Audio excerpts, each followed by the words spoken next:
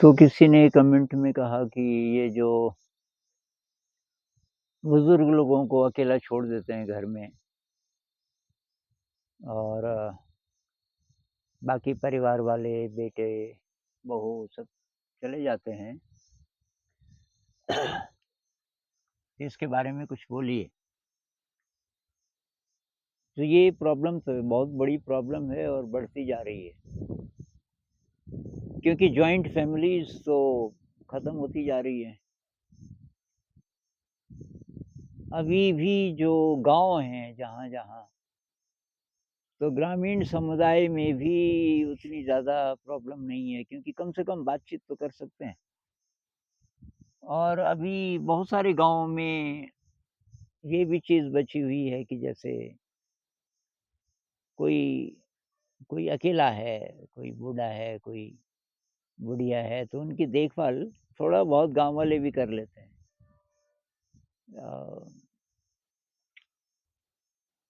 लेकिन ना फिर भी और भी ज़्यादा जब उम्र जब ऐसे हो जाती है कि खड़े नहीं हो पा रहे हैं, तब ये गाँव में भी दिक्कत है। तब उस समय कोई साथ में हो, अगर अपने परिवार का कोई नहीं है, तो मुश्किल है।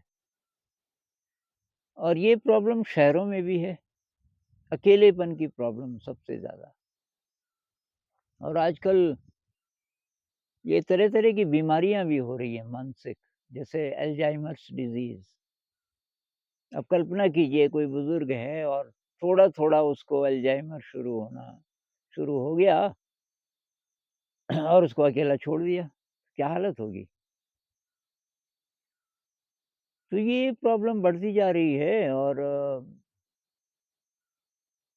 तो कुछ लोग वृद्धाश्रम भी पता नहीं किस हालत में हैं और कितने हैं, पर वृद्धाश्रम में छोड़ आते हैं। वो भी ठीक है बजाए इसके कि एकदम घर में ही अकेले हैं। तो अगर फाइनेंशियल भी प्रॉब्लम है, कोई शहर में है कोई बुज़ुर्ग और प्रॉब्लम भी है, फाइनेंशियल भी प्रॉब्लम है, अकेला भी है, तब और भी ज़्यादा। तो क्या करें? तो इसका एक तो ये समाधान तो है नहीं कि आपके पास पैसा ठीक-ठाक हो। कुछ लोग कहते हैं ना कि अपने लिए बुढ़ापे के लिए कुछ बचा के रखो, तो रखना चाहिए थोड़ा बहुत, लेकिन एकदम अंत समय में वो भी काम नहीं आएगा। अब कल्पना कीजिए आपके पास पैसा भी है, पैसा है और रोग लग गए तरह-तरह के, तो बहुत सारे लोग पैसे वाले जो समृद्ध हैं तो हॉस्पिटल में मरते हैं। हॉस्पिटल में वो मशीनों के बीच तरह-तरह की दवाइयाँ, डॉक्टर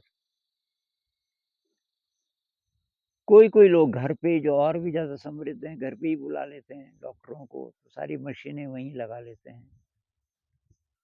तो मैं फ़िल्मी एक्टरों का देख रहा था कि इनकी डेथ कैसे हुई, तो अंत तो सबका बहुत ज़्यादा भयावह, अंत में कोई न कोई रोग होता है और ज़्यादातर लोग हॉस्पिटल में मरते हैं। हमारे ज़माने का एक बहुत प्रसिद्ध कलाकार अशोक कुमार,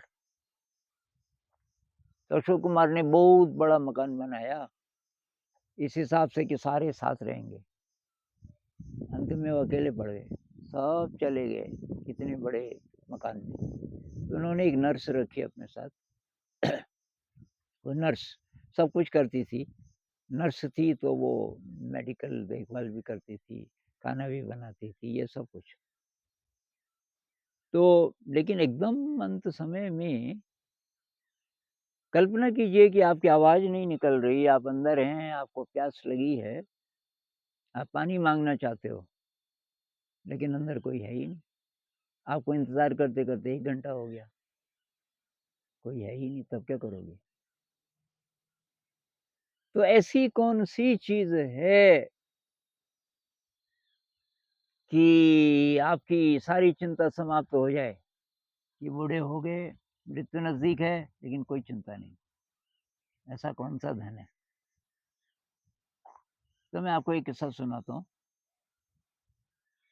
तो ये बात है शायद हैदराबाद की। हैदराबाद में विपश्यना जो ध्यान केंद्र है, मैं वहाँ था। मुझे करीब 40-45 दिन हो गए थे, सेवा कर रहा था वहाँ।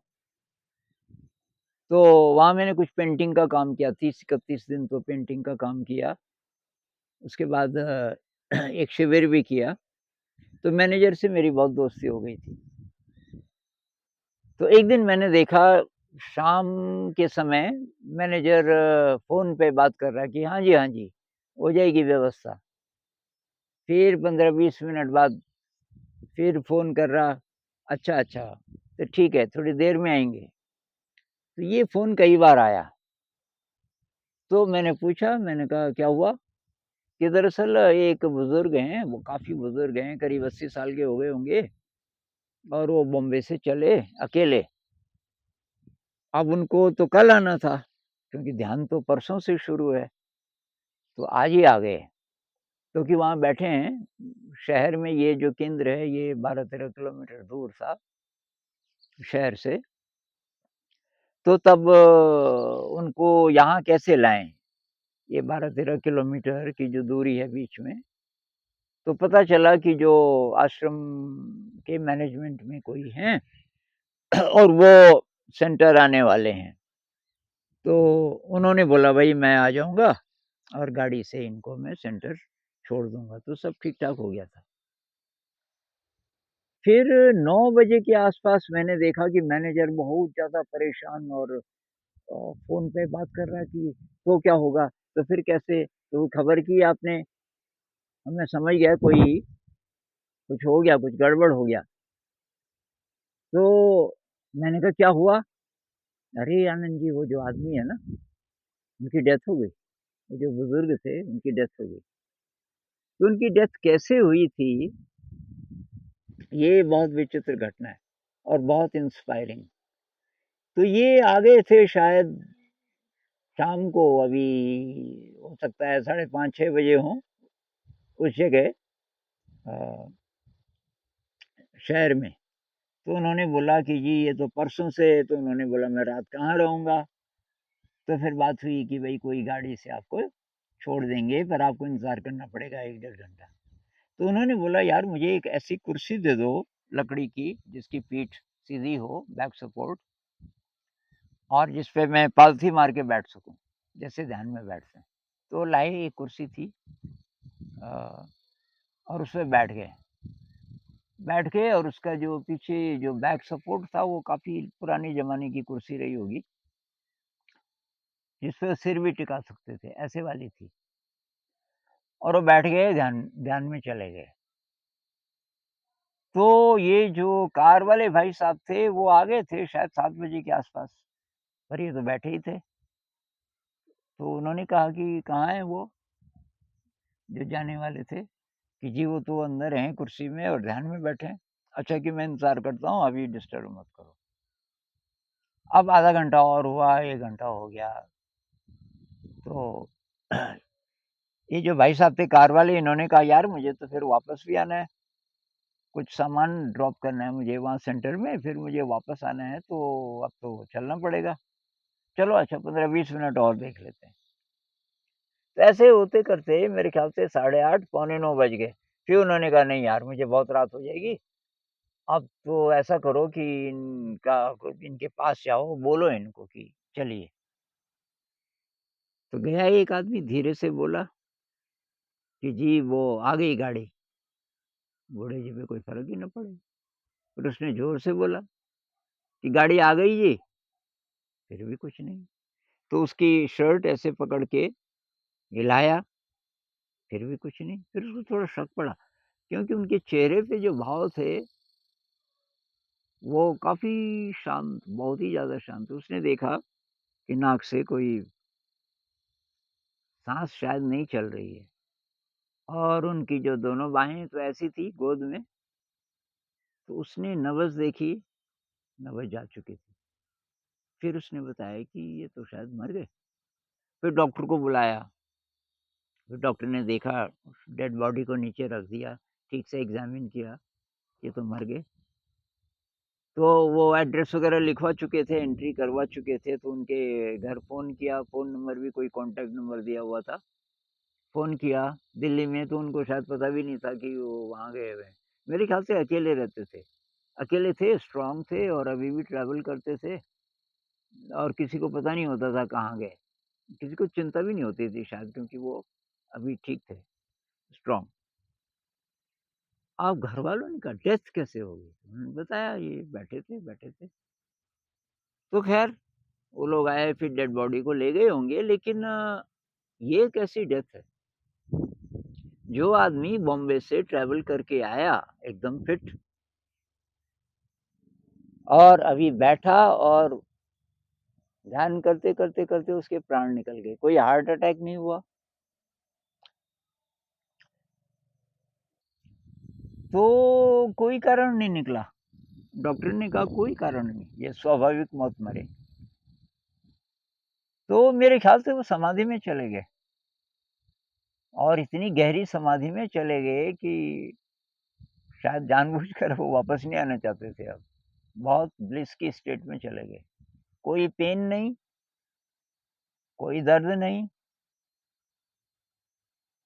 ऐसा अगर हम कर सकें, ऐसी मृत्यु अगर आ सके, तब है बात। ये कब होगा?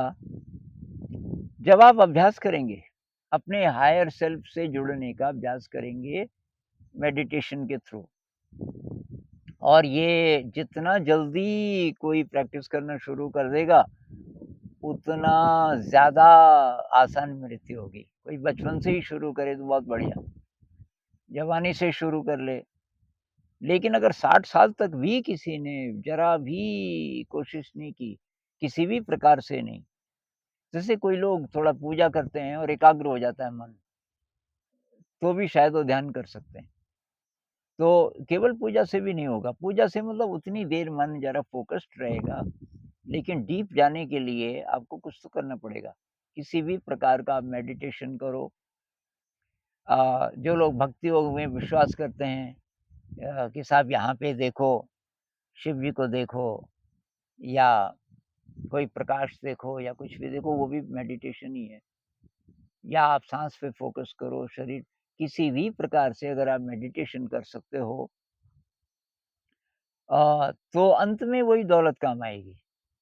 अब जिनकी उम्र ज़्यादा हो गई, हमारे देश में इस समय लगभग 6 करोड़ ऐसे लोग हैं जिनकी उम्र 70 से ज़्यादा हो गई। अब उनमें से कौन किस हालत में पता नहीं। तो रास्ता तो अध्यात्म है। इतनी इतनी बुरी मौत जितनी आजकल हो रही है, चाहे कोई गरीब हो, चाहे अमीर हो, शायद पहले नहीं होता होगा। पुराने ज़माने में जब लोग ज़्यादातर आध्यात्मिक होते थे, तो शायद उनकी मौत अभी भी गाँव में थोड़ा स्वाभाविक मौत ही होती है। अब एक मेरे रिलेटिव थे, मेरी दीदी के ससुर जी, उम्र हो गई थी 101 मेरे ख़्याल से, 100 पार कर गए थे। और वो जिस दिन मरे उसके पहले दिन भी घूमने गए, थोड़ा-सा घूमते थे वो। उस दिन भी गए 200-300 मीटर घूम-घाम के आए शाम को। उस दिन केवल अलग बात ये हुई कि उन्होंने रात को खाना नहीं खाया। आज की खाना नहीं खाऊँगा। सोए, सुबह जब कोई चाय देने आया, तो जा चुके थे। और ऐसी ऐसी कई मौतें। तो उनके अंदर वो ध्यान नहीं भी करते होंगे, उनके अंदर वो एलिमेंट रहा होगा किसी-किसी कारण से। तो भई रास्ता तो ये है। और दूसरी जो स्थिति है कि कोई है जी, कोई सहारा है। अब बेटे-बहू को भी कैसे ब्लेम करें? सबकी अपनी-अपनी ज़िंदगी है।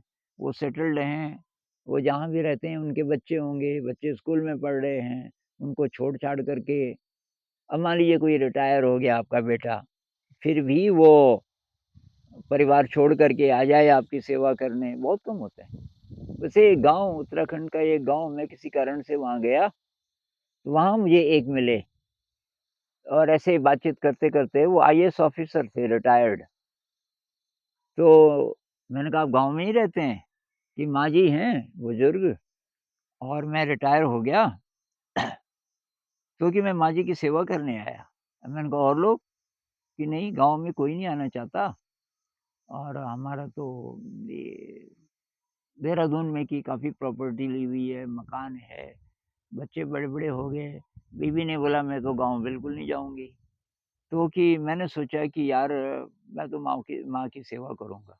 पर ऐसे बेटे बहुत कम होते हैं और बहुत सारे बेटे हैं जिनकी इच्छा होगी लेकिन मजबूरी है नहीं आ पा रहे हैं। तो अब हम ब्लेम नहीं कर सकते, आपको अपनी ही तैयारी करनी पड़ेगी क्योंकि क्या भरोसा। एक और केस सेवा का, मेरा एक दोस्त है, तो उसकी नानी मतलब मम्मी की मम्मी, नानी, नानी थी डेथ बेड पे और बहुत बुरा हाल था और वहाँ सेवा हो नहीं रही थी। माँ अकेली रहती थी, माँ मतलब ठीक-ठाक उसकी जॉब थी और बहुत बढ़िया मकान था, बहुत जगह भी थी, 4-5 कमरे और वहाँ केवल मेरा दोस्त और उसकी मम्मी। तो मेरे दोस्त ने अपनी माँ को बोला कि मैं नानी को ले आऊँ? अब माँ बहुत आज़ाद परस्त थी, उसने कहा अभी लाना है तो ले आ पर मैं कुछ नहीं करूँगा उसके लिए, तू कर सकता तो कर, कि हाँ, मैं करूँगा। तो अब कई बार बगल के मकान में हम रहते थे, किराए पे हम 3-4 लोग थे और एक खिड़की थी वहाँ से दिखती थी, नानी का चेहरा भी दिख जाता था। तो वहाँ से हम दृश्य देखते रहते थे कि मेरे दोस्त की मम्मी आई और डाँट के चली गई। अब ये भी बेडशीट बिछाई थी, आपने फिर गंदी कर दी। वो बेचारी एकदम उदास। अब जब मम्मी चली आई तो थोड़ी देर में वो आए, दोस्त आए, वो सबसे पहले हँसाता था अपनी नानी को। नानी की उम्र 80 से ज़्यादा रही होगी, उठ नहीं सकती थी, तो बिस्तर गंदा कर देती थी। तो वो हँसाए नानी को। नानी बोले मैंने वो बिस्तर अरे कि बिस्तर मैं बदलूँगा, पहले तो हँस। और वो उसको 2-3 मिनट में उसके चेहरे पे मुस्कुराहट आती थी और फिर वो जितना हँस सकती है उस उम्र में, हँसती थी। फिर वो बोलता था, चिंता मत कर कि उसने मुझे ये बोला कि वो तो रोज़ ही बोलेगी, उसकी चिंता मत कर तू। और वो उसके कपड़े बदले, नानी को नहलाए, नानी को खाना खिलाए और उसने मेरे ख़्याल से 6-7 महीने तक नानी वहीं रही इसी हालत में, तब हुई उसकी डेथ और तब तक वो रोज़ ऐसा करे। लेकिन अब ऐसे केसेस तो बहुत रेयर होते हैं ना, आपको ऐसा कोई मिल जाए, बेटा या कोई भी और जो ऐसी सेवा करने वाला हो, उम्मीद मत कीजिए। तो क्या कीजिए? मेडिटेशन कीजिए और अगर 70 साल के आप हो गए और अभी तक आपने कभी नहीं ट्राई किया तो अब आसान नहीं है। तो आप प्राणायाम से शुरू कीजिए। प्राणायाम कीजिए, वॉकिंग मेडिटेशन कीजिए, एक्सरसाइज़ कीजिए और अपनी शक्ति बढ़ाइए। उसके बाद ध्यान भी संभव हो पाएगा। क्रिएटिविटी बहुत ज़रूरी है। कुछ ये टीवी मत देखिए, स्मार्टफ़ोन का उपयोग ज़्यादा मत कीजिए और कुछ क्रिएटिव कीजिए।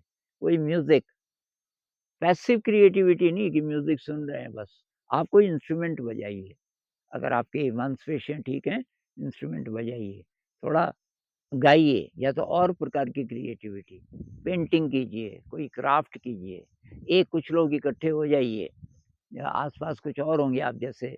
जैसे शहरों में कई मकानों में ऐसा होता है कि अकेले हैं बूढ़ा-बूढ़ी, आप लोग सब मिल कर के एक कम्युनिटी बना लीजिए। कभी इस घर में, कभी उस घर में इनवाइट कीजिए एक-दूसरे को और वहाँ सेलिब्रेट कीजिए। सारे बुज़ुर्ग लोग हैं, कोई 80 साल का, कोई 90 साल का और अलग-अलग जगह जितने मकान हैं, उतनी जगह हो गई आपके पास। आप कॉन्टैक्ट कीजिए, अब आजकल तो ये इंटरनेट भी है ना, फ़ोन है, बहुत आसानी से आप ये कर सकते हैं। कम्युनिटी बनाइए और जब-जब हो सके किसी भी बहाने सेलिब्रेट कीजिए। बर्थडेज़ मनाइए, कुछ और चीज़ें सेलिब्रेट कीजिए, एग्ज़िबिशन लगाइए, कोई पेंटिंग करता हो उनमें से, कोई म्यूज़िक करता हो, तो ये इस तरीके का। अ, कभी डांस कीजिए सारे, सेलिब्रेट कीजिए, ज़िंदगी बहुत छोटी है, मृत्यु तो आएगी, ऐसे भी आएगी, आप उदास बैठे हुए हैं और ब्लेम कर रहे हैं कि मेरी देखभाल करने वाला कोई नहीं है, ये नहीं है, वो नहीं है। कभी कैसा ज़माना था, पीछे की बात सोच-सोच करके, क्या फ़ायदा? पीछे जो गया फिनिश्ड, आप अकेले हो। अकेले तो नहीं हो, अगर आपको हायर सेल्फ का पता चल गया, बस तब तो आप अकेले बिल्कुल नहीं हो। लेकिन ये कम्युनिटी कुछ लोग इकट्ठे हो जाइए, हमेशा क्रिएटिविटी के साथ बिज़ी रहिए। एक्सरसाइज़ ज़रूर कीजिए, योगासन कर सकते हो वो कीजिए, नहीं तो डांस कीजिए, ताओइस्ट एक्सरसाइज़ेज़ हैं, पता कीजिए आप। अपने फ़ोन से पता कीजिए कौन-कौन सी एक्सरसाइज़ेज़ कुछ बूढ़े लोगों के लिए स्पेशल एक्सरसाइज़ेज़ होती हैं और थोड़ा ध्यान कीजिए जितना हो सके। तो फिर इन सब चीज़ों का आप पालन करोगे तो बहुत आसान है। कुछ लोग क्या करते हैं जिनको जिनको ध्यान का पता है कि भई जब हालत बहुत खराब हो जाएगी, अनाज छोड़ देंगे। खाना-पीना छोड़ दो और ध्यान में बैठ जाओ। 1 दिन हुआ, 2 दिन हुआ, 3 दिन हुआ, ध्यान में प्राण निकलेंगे। ये भी हो सकता है। ये जैन लोग भी ऐसा करते हैं। जो जैन अ, मतलब जो जैन मुनि हैं अ, जो बहुत ज़्यादा इवॉल्व्ड जो लोग हैं, बुद्धिस्ट भी शायद, तो अंत समय में वो अनाज छोड़ देते हैं। अभी ठीक-ठाक हैं, लेकिन वो भाँप गए कि अब जाने का समय है। अभी नहीं तो 15 दिन, 20 दिन, तो अनाज छोड़ देंगे तो हो सकता है और भी पहले फिर तो प्राण निकल जाएँगे ध्यान में। ध्यान का जिन लोगों को पता है वो डरेंगे नहीं जब मैं बोल रहा हूँ ध्यान में प्राण निकल जाएँगे। क्योंकि प्राण जब निकल गए, उसको खराब मानते हैं ना। तो एनडी वालों को देखिए, एनडी वालों के एक्सपीरियंसेस ये हैं कि ये दुनिया तो कुछ भी नहीं है उस दुनिया के सामने जहाँ हम जाते हैं। वो विचित्र दुनिया है, बहुत सुंदर और वहाँ की सुंदरता का रसपान करने के लिए थोड़ा ध्यान का संस्कार होना ज़रूरी है। तो ध्यान, एक्सरसाइज़, क्रिएटिविटी, खुश रहिए, पास्ट के बारे किसी को ब्लेम मत कीजिए, ग्रैटिट्यूड जितना आपको जिसने सेवा की उसी से खुश रहिए, कृतज्ञता, विनम्रता, निस्वार्थ सेवा, आपके पास पैसा है तो कुछ अच्छा कीजिए समाज के लिए और कम्युनिटी बनाइए।